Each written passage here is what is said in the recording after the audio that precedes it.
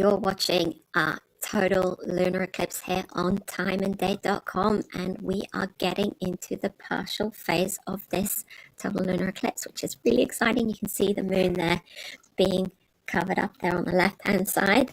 We've got a timeline there on the side. I keep pointing the wrong way, but we do have it there on the side, and you can see that our little moon icon has moved into the partial bit of our timeline there. So that's a good thing to keep an eye on. That means we're just under an hour to where totality starts, and we can see 1 hour and 22 minutes of a total lunar eclipse, of blood moon.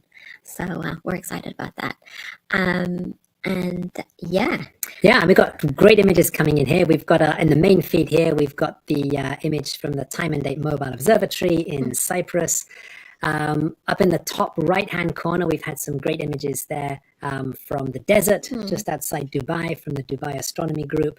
Also earlier we saw some nice images in the top right corner of the team at the Kassel Observatory in Germany setting up. They're on the rooftop of a building that's part of the University of Kassel in the city center. And we had some nice pictures there of them getting ready for moonrise later on this evening. And we also got someone else on the screen. We've got Matt. Yeah. And we've been excited to talk to you, Matt. I know that I know that you're not too excited to be back at home in your office, but it's our 8th time working with you and Perth Observatory.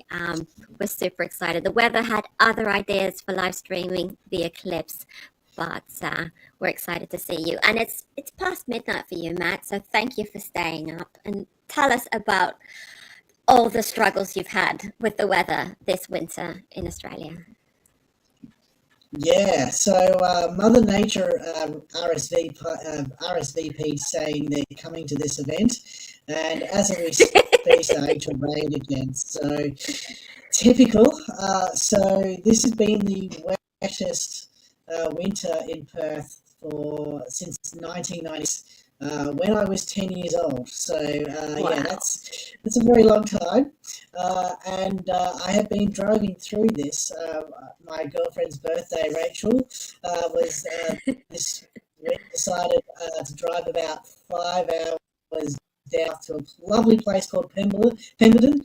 Highly suggest if anyone's coming to Perth, go down. It's amazing down there. But I think they were talking about they experienced about 100 millimeters of rain this weekend. So I definitely drove through a lot of this rain, and it's great for the farmers, but this is why we call clouds our mortal enemy. It's not great for astronomy, is it? Yeah. That is always the great challenge of astronomy, of course. Especially since this is the first eclipse that we've had, total lunar eclipse here since November 2022, when we actually did this from the Matilda Bay. So we had this Perth City skyline, and even we had some issues with cloud at the very beginning here. Yeah, and Matt, when you're not streaming eclipses and when you're not driving through the rain, you and your colleagues at Perth Observatory, you guys do a spectacular job at talking to the public about astronomy. So tonight we've got this total lunar eclipse. Just under an hour from now, the moon is going to start to turn red. So Matt, how do you explain it to people when they ask you, why does the moon turn red?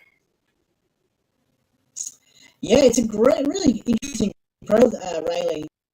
It's the same reason why we get colourful sunsets and sunrises as well. And during the total lunar eclipse, during totality, the moon moves into the umbra, the inner shadow of the Earth completely. So from now until 1:30, we're seeing the moon slowly move within it. And what's really interesting is when we're actually live streaming this, during the partial phase, we would normally be running on video. and sending that to you guys. But once we actually moved into totality, we actually have to change to taking single shot photos because the moon gets so dim that we have to up the exposure time as well.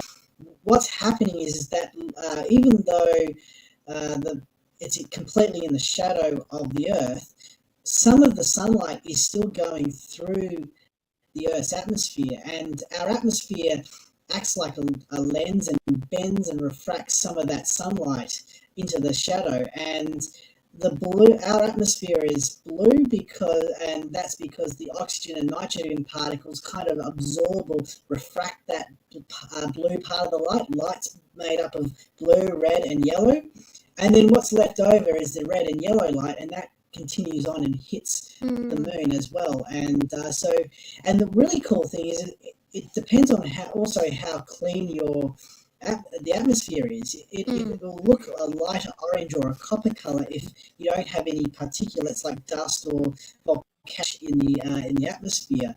But it will look darker red if you do have like a volcanic eruption throw up material up into the atmosphere as well. So we had the Tongan eruption a few years ago, and we had some fantastic sunsets for about a years, I think it was. Yeah. Well, that's a great explanation. Yes, on the red color in a blood moon. Thanks for that, Matt. Well, Matt, we've been clouded out completely tonight in Perth, but we do have some more great eclipses coming up, right? Yeah. And funny enough, I got to do a TEDx talk on live streaming an eclipse with you guys as well back in 2004, November 2004, and I got to explain to the public that WA has actually 5 eclipses in the next 50 years, total solar eclipse. So we have 2028, which is coming up, and that's below Kununurra, in the very top of West Australia. It's the second largest state in the world. We then have 2037 through Gerald and Dunsborough, which is about 5 miles from Perth. We then have 2038 Onslow, which is actually further up from the eclipse, which Stefan and I did in 2023. We then have in 2062, we have Albany, and the one I'm hanging at, 2068, that goes directly over Perth Observatory as well. So you can sign me up for that one, but we don't have to wait as long. We don't have to wait as long for the next total lunar eclipse here. That's actually March 3rd, and that's actually a reasonable time. I'm looking at it right now, and 6:43, 7 p.m. That's a nice reasonable time. So yeah, I'm looking forward to that one. We might actually have to do that one from Matilda Bay again, like we did November 2024. So. Yeah, and we should also say that Perth is in a ideal time zone for what we're starting to call the New Year total lunar eclipse, as 2028 rolls into 2029. Yeah, I think you guys have said you're coming out for the 2028 total solar eclipse. I think you guys should come out again to celebrate New Year's. We could do a full costume setup as well. Like we have the big glasses, the zuzus, and have fun, sparklers. Probably not sparklers here in Perth. You're in a state forest, and B, it's probably going to be very, very warm that day. So yeah.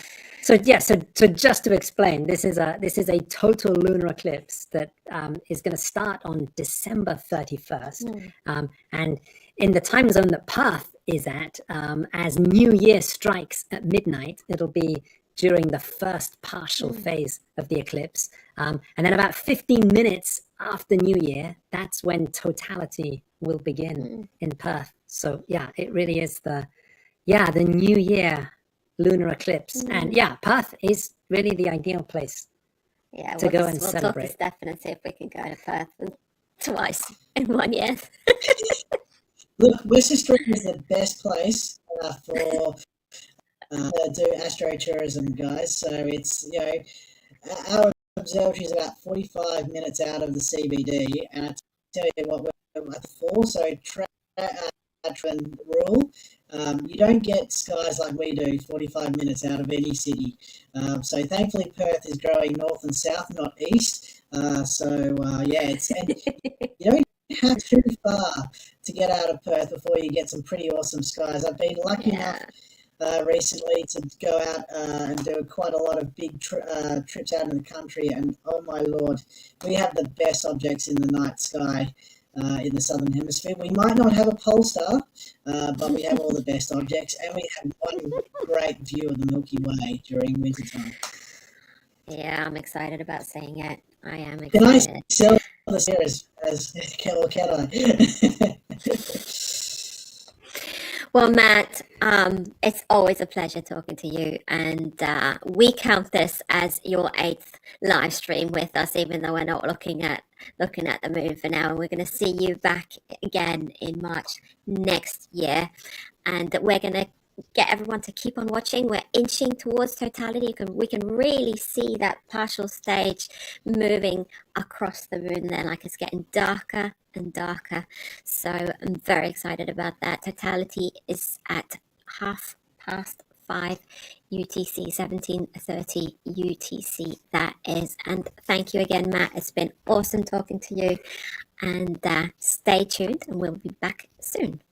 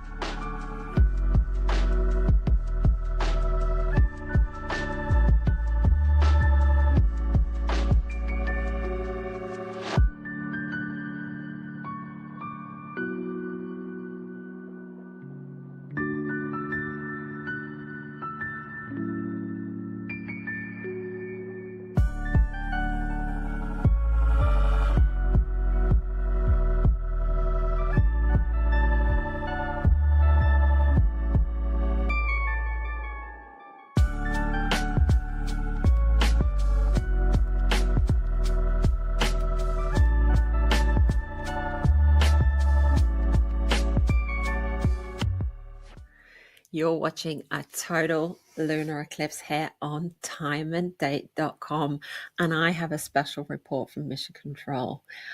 Earlier in the show, at the 1722 UTC time code, I need my glasses on for this.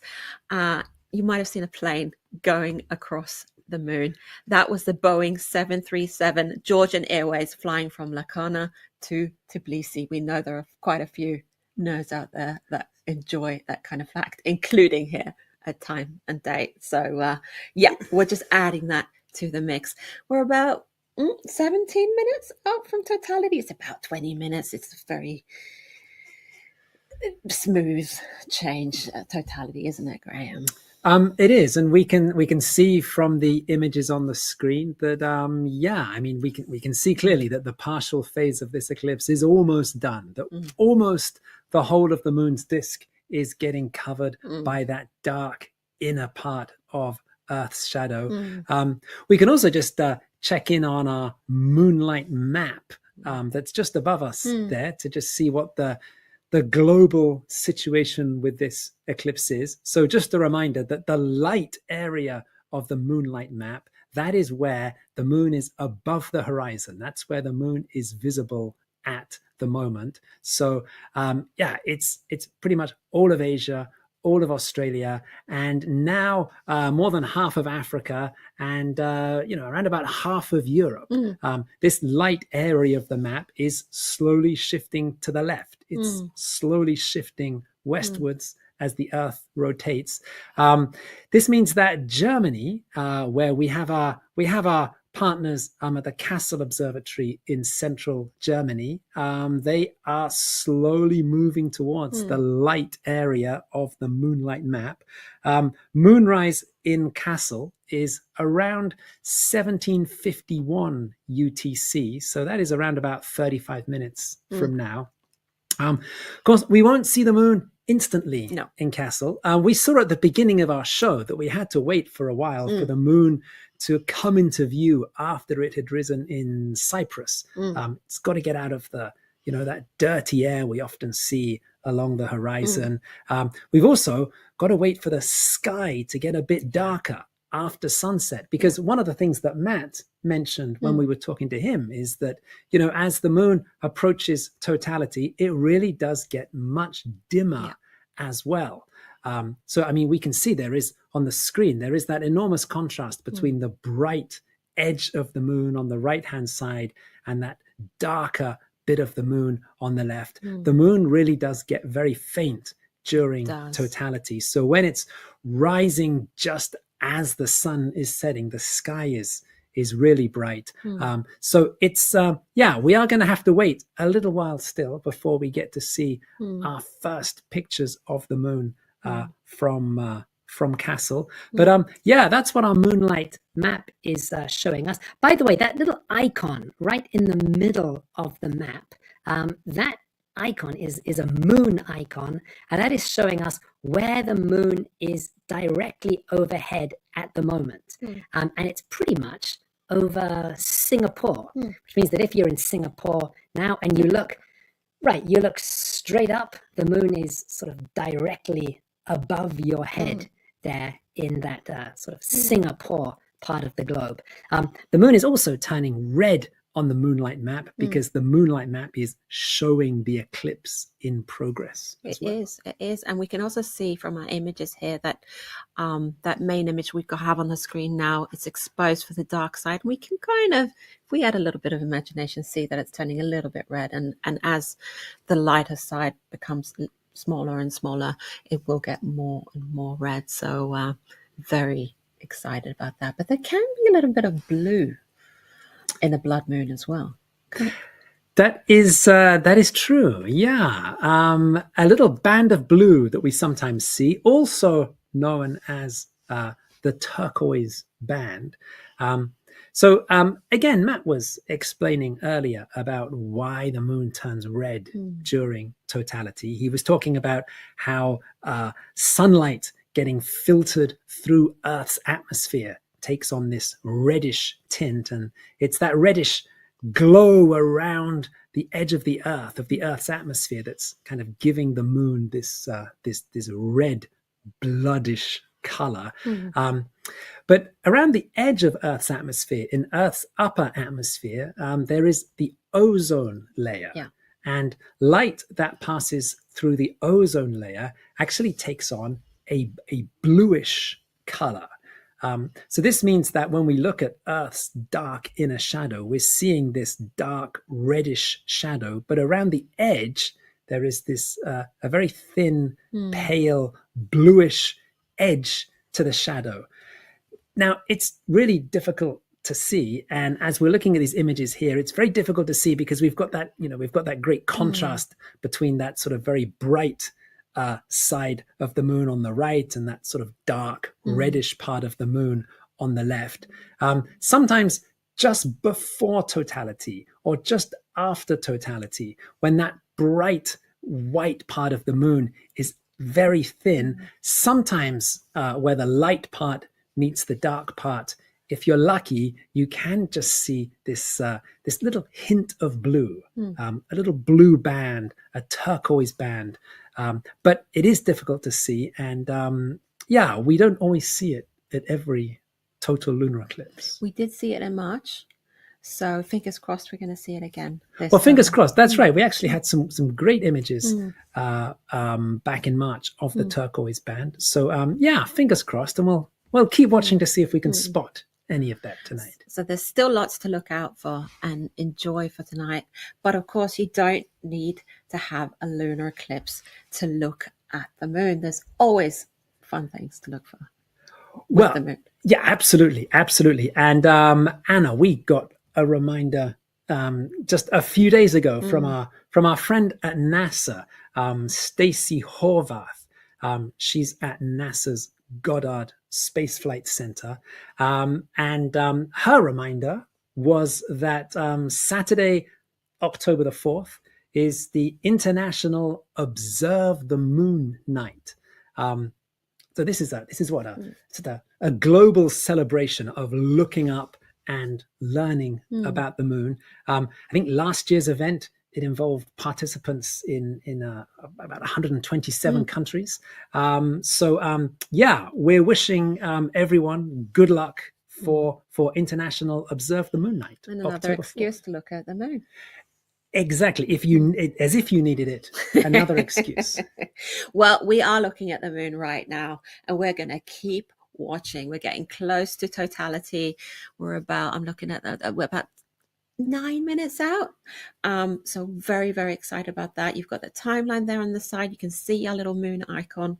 We're inching its way towards totality there. We've got our moonlight world map, and that stays on when we go off the screen. That shows the moon going blood red there as well. So we're super excited. It's 10 minutes from now. Totality begins.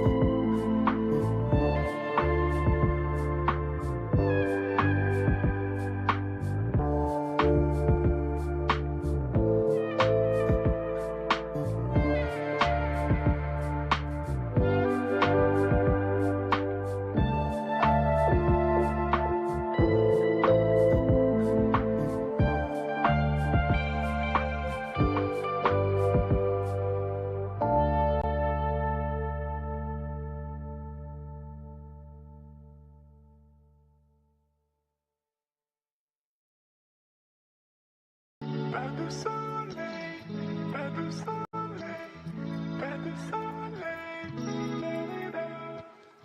pas de soleil, pas de soleil, pas de soleil,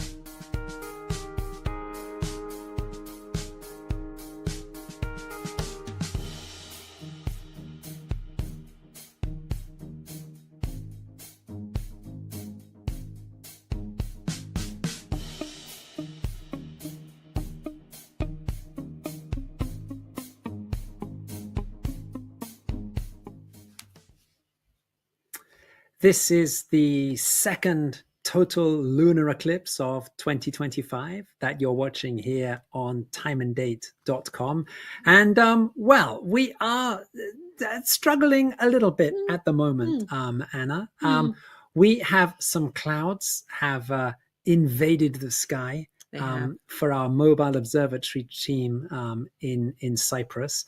We're also struggling a little bit with our pictures there from Dubai at the moment. But hey, this is It's all part of the game. Right. This is an eclipse live stream, and clouds do happen, of course.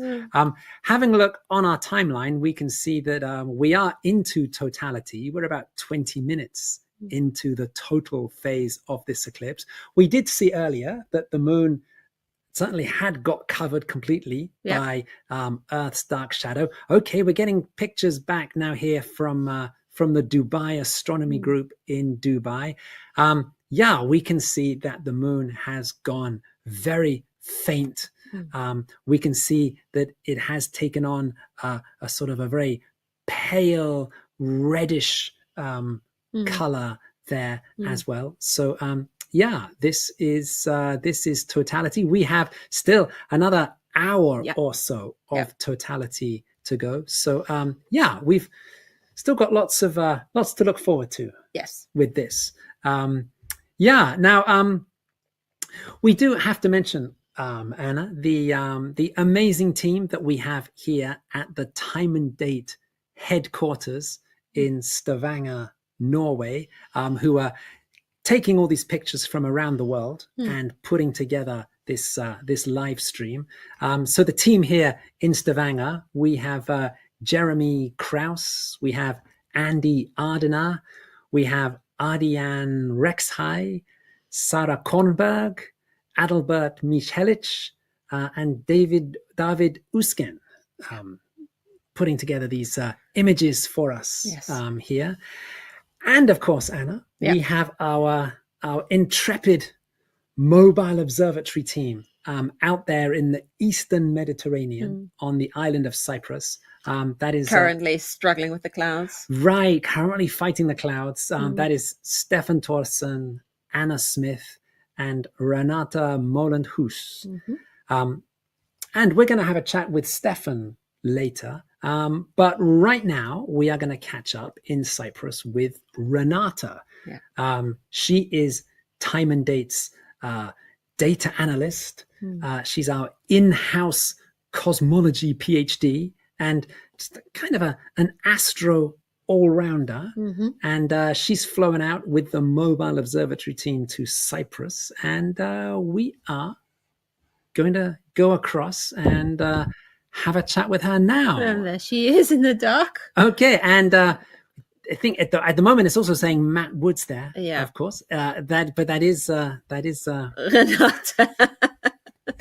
that is Renata there. Hi, Renata. Hi. Hi. And hey, it was sorry about the clouds, but this seems like it might be a good time for a quick chat. Yes, absolutely. Now, Ishiza, this is your second interview today. I think because this morning you were doing an interview from Cyprus with Norwegian National Radio about tonight's eclipse. Tell us when you're talking to the media, what sort of things are they interested in about this lunar eclipse?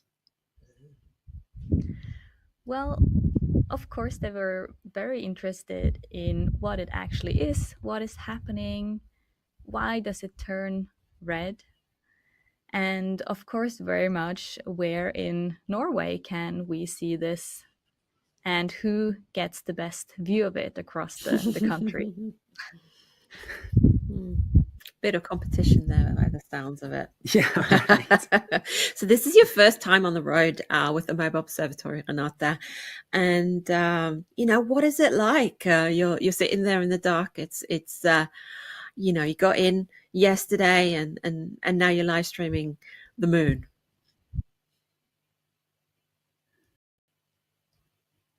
Oh no, we're losing her sound. Can you hear me? Yes, now we can hear you, Renata. Go ahead. What is it like? Go ahead. Okay. Well, it's very nice, first of all. Of course, it's my first trip, but it's not Stefan's first trip, so he has everything planned out with nice long Excel spreadsheets that we can follow to make sure everything is going according to plan.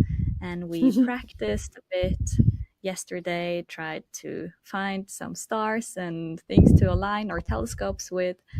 And of course, it's very nice to be sent to Cyprus for this mission. So we're having a good time. Oh, that's good to hear. And did your trip go okay? Did they take an extra look at the telescopes? Yeah, they did take our carry-ons to the side and security and went through all three of them. But otherwise, everything went very smoothly. All the luggage arrived on time. Oh, that's good to know, because we do have telescopes in the carry-ons, so they might get a bit curious about those. And we're looking at the moon from Dubai here, and it's looking kind of purpley dark. And we were looking at the moon before the clouds came and got you guys in Cyprus at a very rusty brown moon. And Graham and I were discussing, what color really is it? Because the telescope it depends a little bit on your telescope. It depends a little bit on your settings, on your camera, what color. So you can actually see it. Probably not right now because of the clouds, but earlier. What color is the moon where you are? Yeah, we had a very similar experience to you. Very dark, quite brownish red color. So of course we try to portray it as realistic as possible when we send the images. So and how is it? Is it as magical as I remember it? Yes, it's beautiful. Very, very, very beautiful. Oh, that's good. Well. And so, and what is the latest situation on clouds? Just looking around, and what we're coming up to 9 p.m. local time there in Ayia Napa, and I mean, just kind of looking up, how are we doing on the clouds? Well, it's still a bit of clouds covering the area. The wind has picked up a little bit as well, but there's a little bit peeking through in between. Yeah, we're certainly picking up a bit of the wind on the microphone there as well, so we can hear that. But actually, just as you were talking, we did see there was a little bit of the moon just came fleetingly into view in the telescope view there. That's just above you on the screen. So it's fingers crossed. It is. I'm crossing all my fingers and toes and all the things I can cross. Renata, we're going to let you get back to work. We're going to be back in Cyprus soon to talk to Stefan and hear about his experiences. And meanwhile, keep watching. Enjoy the blood moon if we can see it between the clouds. And we are approaching the midway point of this eclipse. So we still have just under an hour left, right?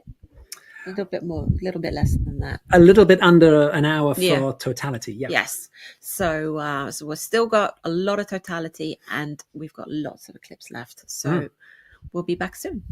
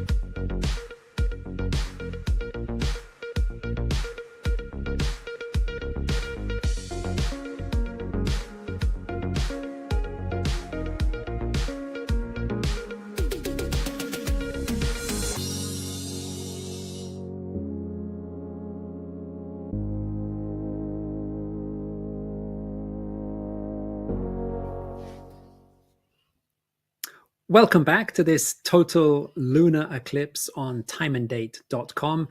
And well, we are over the halfway point of this eclipse.